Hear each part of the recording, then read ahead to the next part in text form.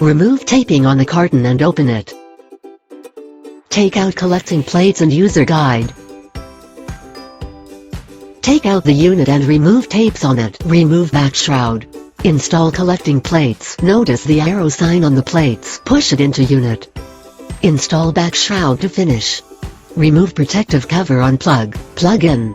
Press power switch button to turn it on. Display on. Detector initializes and finishes detecting in 1 minute. Display air quality index. Auto mode.